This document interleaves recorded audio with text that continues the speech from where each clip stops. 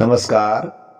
हमारे YouTube channel famous stories of the world में आपका स्वागत है। हमारी भारतीय साम्राज्यों की कहानी के पिछले पार्ट में हमने सिख साम्राज्य के बारे में जाना था। बंदा बहादुर है, वो मुगलों के साथ संघर्षरत करता मारा गया और बंदा बहादुर के पश्चात जो सिख साम्राज्य के अंतर्गत एक प्रमुख शासक के रूप में उभरा था वो था महाराजा रणजीत सिंह। तो आज की साम्राज्यों की कहानी में रणजीत सिंह के बारे में जानकारी साझा करते हैं। रणजीत सिंह 1792 से 1839 तक जीवन काल वाले थे। देखिए, रणजीत सिंह का जन्म है वो 2 नवंबर 1780 को हुआ था। 1792 में इनके पिता महासिंह की मृत्यु हो गई और पिता की मृत्यु के पश्चात रणजीत सिंह को शासक बनाया गया। लेकिन जब रणजीत सिंह को शासक बनाया गया उस समय उनकी आयु लगभग 12 वर्ष थी, या यूं कहें वो अल्पवयस्क थे। इसलिए 1792 से लेकर 1797 ईस्वी तक अल्पवयस्क रणजीत सिंह की माता और रणजीत सिंह की सास सदाकौर और दीवान लखपत राय ने प्रति शासन परिषद का गठन किया और शासन का संचालन किया था।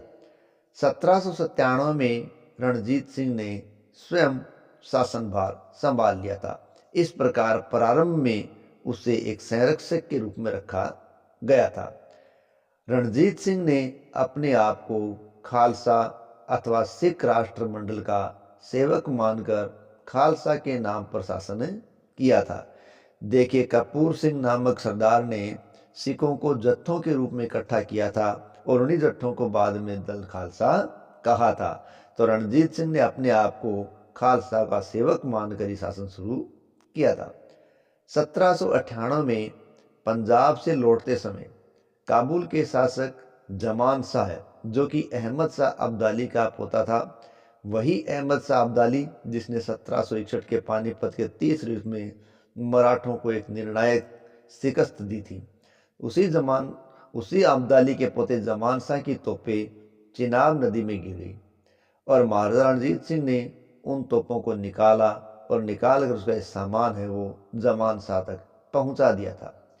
इससे जमान शाह प्रसन्न हो गया और रणजीत सिंह को उसने राजा की उपाधि दी एवं लाहौर की सूबेदारी भी उसको प्रदान कर दी। रणजीत सिंह ने 1805 में भंगी मिसल से लाहौर और अमृतसर छीन कर लाहौर को अपनी राजधानी बना लिया।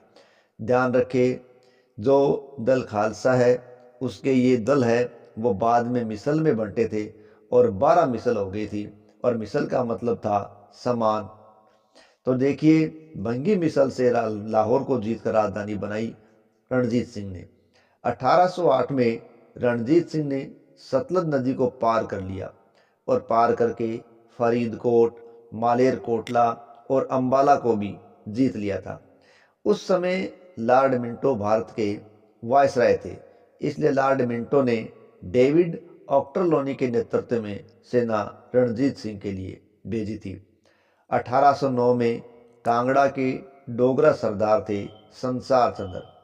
उन पर जब गोरखा सरदार अमर सिंह थापा ने आक्रमण कर दिया तो संसार चंद्र ने रणजीत सिंह से सहायता की मांग की थी और संसार चंद्र की इस मांग को रणजीत सिंह ने पूरा किया था और उनकी सहायता के लिए एक सेना भेज दी और बाद में कांगड़ा को अपने नियंत्रण में ले लिया था। रणजीत सिंह और अंग्रेजों के बीच अमृतसर की संधि हुई थी। रणजीत सिंह ने 25 अप्रैल 1809 को लॉर्ड मिंटो के दूत चार्ल्स मेटकोप से अमृतसर की संधि की थी। ये एक निर्णायक संधि थी। इस संधि द्वारा रणजीत सिंह ने सतलज नदी के पूर्व में अपने दावे को छोड़ दिया। वह उसके साम्राज्य की दक्षिणी सीमा सतलज नदी को निर्धारित कर दिया गया। रणजीत सिंह को सतलज नदी के उत्तर क्षेत्र के अंदर साम्राज्य विस्तार की अनुमति मिल गई थी, क्योंकि इस समय रणजीत सिंह वो एक प्रभावशाली भी था और साथ ही साथ अंग्रेज है वो इस समय किसी सैन्य संघर्ष से बचना चाहते थे, क्योंकि वो सैन्य दृष्टि से इस वक्त कमजोर थे। 1809 की अमृतसर संधि पर एक सिख सैनिक ने कहा था कि आज रणजीत सिंह की मृत्यु हो गई है। उत्तर पश्चिम में साम्राज्य विस्तार करते हुए रणजीत सिंह ने 1813 ईस्वी में अटक को जीता। उसके बाद 1818 में इन्होंने मुल्तान को जीता और 1819 में कश्मीर को भी प्राप्त कर लिया। 1823 में पेशावर को भी रणजीत सिंह ने जीत लिया था। रणजीत सिंह ने 1809 में अफगानिस्तान के अपदस्थ शासक शाह शुजा, जो कि अहमद शाह अब्दाली का पोता था और लाहौर में निर्वासित जिंदगी बिता रहा था, उसका साथ दिया और अपदस्थ शाह शुजा को पुनः अफगानिस्तान में सत्तासीन होने के लिए मदद कर दी। शाह शुजा इस एहसान को नहीं भूल पाया और शाह शुजा ने रणजीत सिंह को बेशकीमती कोहिनूर हीरा भेंट कर दिया।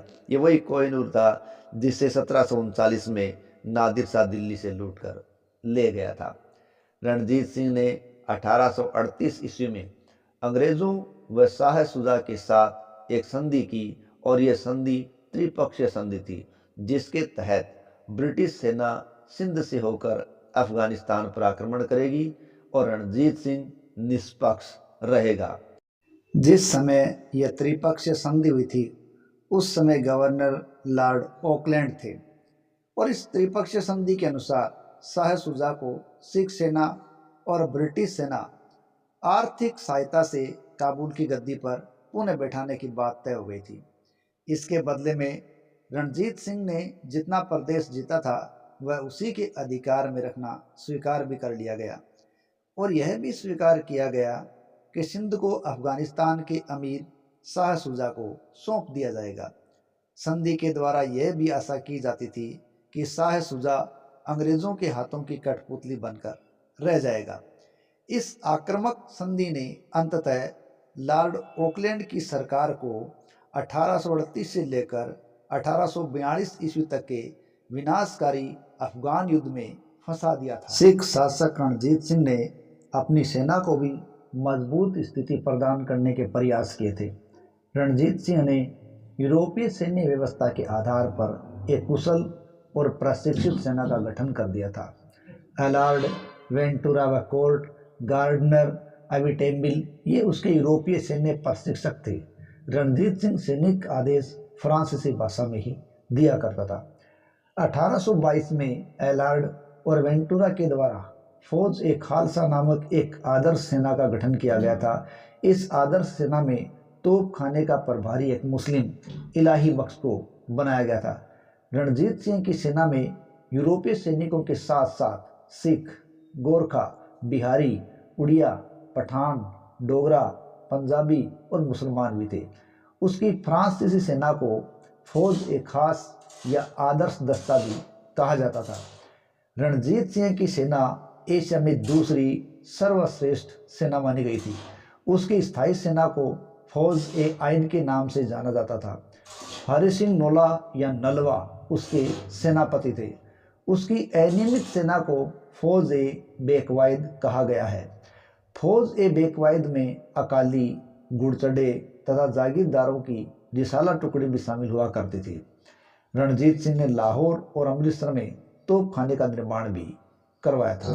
सिख शासक महाराजा रणजीत सिंह की सेना की तुलना ब्रिटिश शासक ओलिवर क्रेमवेल के सेना से की जाती है, जो उसकी दो सेना थी।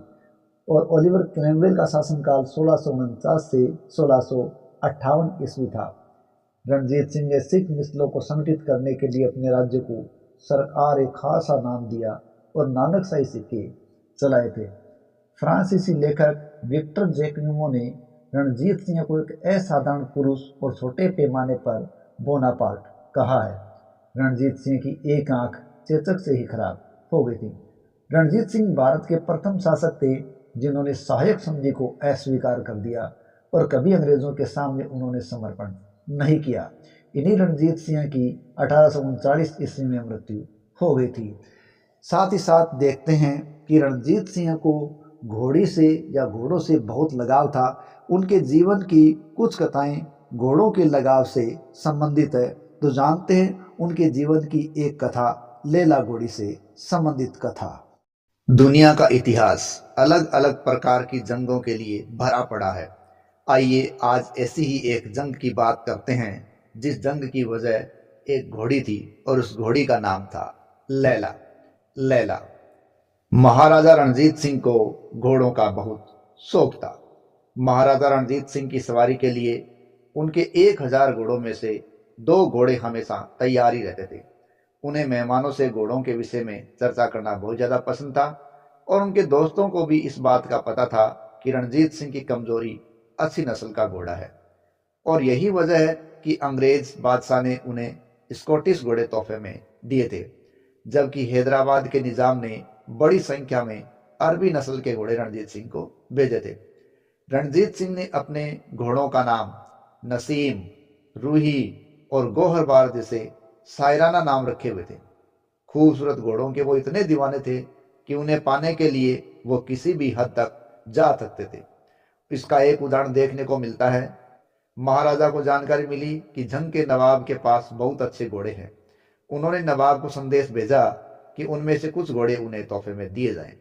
नवाब ने रणजीत सिंह की इस बात का मजाक उड़ाया और घोड़ों को देने से इनकार कर दिया। तो रणजीत सिंह ने नवाब के इलाके पर हमला कर दिया और उस पर कब्जा कर लिया। उस समय नवाब तो घोड़ों को लेकर भाग गया, लेकिन कुछ दिनों बाद फिर लौट कर आया और उन्हें महाराज की सेवा में पेश कर दिया।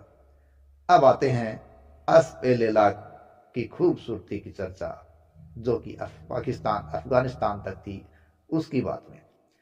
देखिए, ऐसी ही घटना कुछ सीरी नाम के घोड़े के लिए भी है। जब शहजादा खड़ग सिंह की कमान में फौज की चढ़ाई हुई और उसके सीरी मालिक शेर खान ने 10,000 रुपये वार्षिक की जागीर के बदले ये घोड़ा रणजीत सिंह को देना मंजूर किया। तेज रफ्तार सफेद परी नामक घोड़ी मुनकिरा के नवाब के पास भी थी। रणजीत सिंह का दिल उस पर आ गया था, तो उन्होंने अपने जनरल मिस्र चांद दीवान को कहा कि वो नवाब से घोड़ा मांगे, अगर वो देने से इनकार करे तो उनकी जायदाद छीन ली जाए। 19वीं सदी का 30वां साल और लाहौर की अंदरूनी सड़कों को रगड़ रगड़ कर 2 दिन तक धोया गया था और ये कोई आसान काम नहीं था। ये इस बात का संकेत था कि जिसे इन पर चलना है वो कोई भेद खास है और कोई ऐसा कण न हो जो उसे चुभ जाए। तो वो खास था असफ-ए-लैला, यानी घोड़ों की लैला कहे जाने वाले एक जानवर। यानी महाराजा के इस पसंदीदा जानवर के नथनों में मिट्टी का कोई कण न चला जाए, ऐसी खूबसूरती बताई गई है लैला घोड़ी की। लैला खूबसूरती में बेमिसाल थी और महाराजा का इसे पाने का जज्बा भी और भी ज्यादा था। उस घोड़ी की खूबसूरती की चर्चा पूरे फारस और अफगानिस्तान के इलाकों के पास तक थी। पेशावर के शासक यार मोहम्मद इस घोड़ी के मालिक थे, जो रणजीत सिंह के लिए टैक्स वसूला करते थे। वह इस घोड़ी के लिए शाह ईरान फतेह अली खान काजरी की 50,000 रुपये नगद और 50,000 रुपये की वार्षिक जागीर और रूम के सुल्तान की पेशकश को भी पहले ही ठुकरा चुके थे। लेकिन कन्हैयालाल इतिहासकार के अनुसार माने, जब पेशावर रणजीत सिंह के अधीन हुआ था तो उन्हें लैला के बारे में कुछ भी पता नहीं था। लेकिन जब 1823 में उन्हें इसकी खबर मिली तो वो लैला के तो मजनू हो गए थे। रणजीत सिंह ने घोड़ी के बारे में छानबीन करने के लिए पूरी टीम बना की तैयार कर दी और कुछ ने कहा कि घोड़ी पेशावर में है, जबकि कुछ ने बताया कि जब यार मोहम्मद को ये बात पता चली कि रणजीत सिंह की दिलचस्पी इस घोड़ी में है तो उन्होंने उसे काबुल भिजवा दिया है। ये सूचना मिलते ही महाराजा ने अपने खास दूत फकीर अजीजुद्दीन को पेशावर भेज दिया और वो वापसी में तोहफे में कुछ अच्छे घोड़े साथ लेकर आए। लेकिन लैला उनमें शामिल नहीं थी, क्योंकि यार मोहम्मद ने रणजीत सिंह के दूत को बताया कि उनके पास वो घोड़ी है ही नहीं। रणजीत सिंह को यकीन था कि यार मोहम्मद झूठ बोल रहा है। यार मोहम्मद का एक 12 वर्षीय बेटा महाराज के दरबार में था। एक बार उसने महाराजा के किसी घोड़े का पीछा लैला से किया था। महाराजा ने पूछा, क्या लैला जिंदा है? तो लड़के ने जवाब दिया, बिल्कुल जिंदा है। यार मोहम्मद ने अपनी घोड़ी रणजीत सिंह के हवाले करना स्वीकार नहीं किया और सैयद अहमद बरेलवी से जा मिले, जो उस समय महाराजा से युद्ध कर रहे थे। साल 1826 में बुद्ध सिंह सिंदरी वालिया के नेतृत्व में एक सिख फौज सैयद अहमद खान से निपटने के लिए और घोड़ी लैला को प्राप्त करने के लिए पेशावर जा पहुंची, और हुक्म यह था कि कुछ भी हो जाए, घोड़ी हर कीमत पर लाहौर दरबार पहुंचनी ही चाहिए। उस समय एक खूनी जंग हुई और इस जंग में हजारों लोग मारे गए। बुद्ध सिंह को भी यार मोहम्मद ने घोड़े तोहफे में दिए, मगर लैला के बारे में फिर यह बताया कि वो तो मर चुकी है। लेकिन रणजीत सिंह के जासूसों को खबर मिल चुकी थी कि लैला घोड़ी अभी जिंदा है। इस प्रकार कई कहावतें और भी सामने आती है। महाराजा ने गुस्से में शहजादे खड़ग सिंह के नेतृत्व में एक और अभियान शुरू किया। फ्रांसीसी जनरल वेंटोरा, जो पहले नेपोलियन की फौज में था और अब महाराजा के खास विश्वसनीय सैनिक के रूप में वो यहाँ था, इस अभियान का वो अहम हिस्सा बने थे। लेकिन कुछ लोगों का कहना है कि उनके पेशावर पहुंचने से पहले ही यार मोहम्मद को उनके कबीले वालों ने ही घोड़ी पर लड़ने की वजह से मार दिया था। और कुछ कहावतें ऐसी भी है जो यार मोहम्मद की पहाड़ों में गुम हो जाने की बात भी करती है। लेकिन जो भी हो, उनकी जगह उनके भाई सुल्तान मोहम्मद ने ले ली थी और इस अभियान में लाहौर दरबार ने जीत हासिल की। जब सुल्तान मोहम्मद ने जनरल वेंटोरा ने लैला की मांग की तो उन्हें भी ये बताया कि लैला मर चुकी है। लेकिन वेंटोरा ने नए शासक को उन्हीं के महल में कैद कर दिया और चेतावनी दी कि 24 घंटों के अंदर यदि लैला नहीं मिली तो उनका सर कलम कर दिया जाएगा। इस प्रकार सुल्तान मोहम्मद है वो घोड़ी को उनके हवाले करने पर राजी हुआ। लेकिन इतिहासकारों के अनुसार ऐसा करते हुए वो एक बच्चे की तरह बिलख बिलख पर रो भी रहा था। और अब उस घोड़ी को प्राप्त करके बड़ी खास सुरक्षा में लाहौर पहुंचाया गया। पेशावर से घोड़ी को फौरन एक खास गाड़ी में 500 फौजियों की सुरक्षा में लाहौर रवाना किया गया। ये बादामी बाग और किले के आसपास धुली धुलाई सड़कों से गुजरती पश्चिमी अकबरी दरवाजे पर लाहौर पहुंची थी। और ये साल 1830 की घटना है, यानी पहली खबर से पहली झलक तक की यात्रा 7 साल की रही। लैला के आने पर सिख राजधानी में एक जश्न का माहौल था, क्योंकि महाराजा का एक सपना लंबे अरसे बाद साकार हो रहा था। सर लेपल हेनरी ग्रिफिन के अनुसार रणजीत सिंह ने जर्मन पर्यटक बैरन चार्ल्स हेगल को खुद बताया था कि 60 लाख रुपए और 12,000 फौजी इस घोड़ी को पाने में काम आ गए हैं। उपन्यासकार एंडो सैंडरसन लिखती हैं कि रणजीत सिंह किसी भी घोड़े पर बैठते तो उनका व्यक्तित्व ही बदल जाता था। ऐसा लगता था कि वो और जानवर एक ही हो गए हैं। जब लैला को महाराजा के अस्तबल में लाया गया तो वो बहुत अड़ियल सी थी और अपने मजबूत सफेद दांत निकालकर नौकरों की तरफ बढ़ती थी।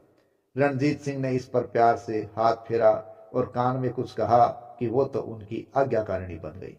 उस दिन के बाद लैला ने महाराजा के अलावा कम ही किसी को खुद पर सवार होने का मौका दिया हो। लैला को हासिल करके रणजीत सिंह इतने खुश थे कि उन्होंने 105 कैरेट का कोहिनूर का हीरा, जिसे वो अपने बाजू पर पहनते थे, लाखों रुपए के दूसरे आभूषण के साथ घोड़ी को पहनाया। और बाद में भी खास अवसरों पर ऐसा होता रहा। गले में ऐसे छल्ले पहनाए गए जिन पर कीमती पत्थर जड़े होते थे। उनकी काठी और लगाम भी गहनों से जगमग हुआ करती थी। उस समय के बड़े शायर कादिर यार ने लैला की तारीफ में एक बार नज्म कही थी और महाराजा उससे बहुत खुश हुए और उसे बहुत सारा इनाम भी दिया था। जनरल वेंटोरा को लैला लाने पर 2000 का कीमती लिबास दिया गया और यार मोहम्मद के बेटे को भी महाराजा ने आजाद कर दिया था। हालांकि इस लैला को लेकर इतिहासकारों में मतभेद भी है कि ये घोड़ा था या घोड़ी थी। इतिहासकार ग्रिफिन का कहना है कि सिख रिकॉर्ड्स के अनुसार लैला घोड़ी ही थी और घोड़ी के नाम से ही ऐसा महसूस भी हो रहा है। ग्रिफिन लिखते हैं, एक घोड़ी के लिए कई जाने जोखिम में डाल दी गई। और साथ ही साथ वो लैला के बारे में कहते हैं, इस घोड़े के बाद जो ट्राय के पतन का कारण बना था कोई और घोड़ा इतनी मुसीबत और इतने बहादुरों की मौत की वजह नहीं बना था। हालांकि महाराजा रणजीत सिंह को इसको प्राप्त करने में हुए जान माल का कोई भी गम नहीं था। लेला मजबूत जिस्म, लंबे कद और फुर्तीली घोड़ी थी। हेगल ने ये घोड़ी शाही अस्तबल में देखी तो उन्होंने कहा यह महाराजा की बेहतरीन घोड़ी है। घुटनों पर गोल सोने की चूड़ियां हैं, गहरा सुरमई रंग है, काली टांगे हैं और पूरे 16 हाथ लंबा इसका कद है। इतिहास में ऐसा भी संकेत आता है कि 1831 में रोपड़ में governor general Lord William Bentinck को जब एक घोड़ी दिखाई, उन्होंने बहुत तेज रफ्तारी से लेला को भगाते हुए 5 बार अपने भाले की नोक से पीतल का एक बर्तन उठाया और देखने वालों ने खूब तारीफें की थी। कहा जाता है रणजीत सिंह पर जब फाजिज का अटैक हुआ तो उन्हें लेला पर बैठाया जाता तो उनकी हालत अच्छी हो जाती थी और ऐसा लगता था कि जैसे वो बीमार ही नहीं है, अपने होशो हवास में लौट आते थे। लेला ही आखिरी घोड़ी थी जिस पर महाराजा सवार हुए थे।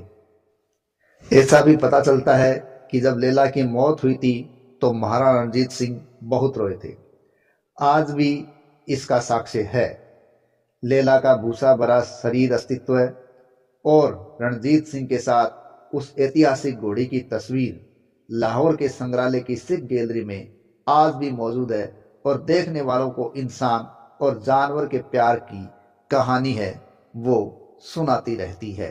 तो ये थी आज की कहानी, भारतीय साम्राज्यों की कहानी में सिख शासक महाराजा रणजीत सिंह की संघर्ष गाथा, जीवन गाथा और साथ ही साथ उनके पशु प्रेम की गाथा, जिसके तहत हमने लेला घोड़ी की एक मजबूत कहानी सुनी है। अगले पार्ट में देखेंगे महाराजा रणजीत सिंह के पश्चात बने सिख शासकों का इतिहास, उनकी गाथा और साथ ही साथ जानेंगे आंग्ल सिख युद्धों का इतिहास जो भारतीय साम्राज्यों के तहत एक अलग ही मुकाम पर दिखाई देता है। तब तक जय हिंद, जय भारत।